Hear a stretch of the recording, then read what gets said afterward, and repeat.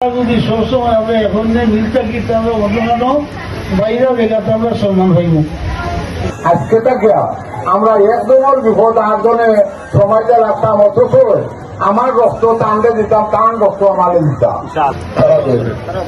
আমার অনুরোধ থাকবো, আমরা যারাই আছি উপস্থিতি প্রত্যেকে তাদের জন্য দোয়া করতাম, অথবা যে কোনো সময় যে কোনো সমস্যা ঘটে যেন আমাদের একটা ইউনিট আছে, এটা সভাপতি হইল মুক্তিদানি, সারা শ্রীমঙ্গল উপজেলার ভিতরে যারাই আছে এই ইউনিটের সভাপতি হইল মুক্তিদানি।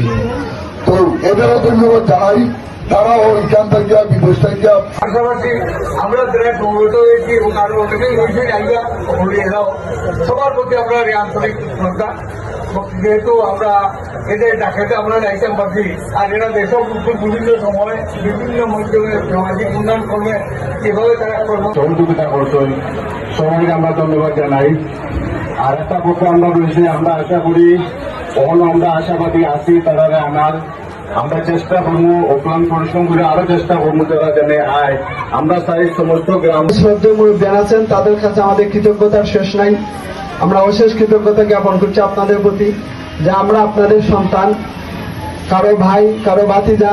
আপনারা আমাদের এই উদ্যোগকে যে সম্মান প্রদর্শন করেছেন, যে সুযোগ আপনারা আমাদেরকে দিয়েছেন, আমরা হয়তো আজীবন আপনাদের কৃতজ্ঞতা রাখবো।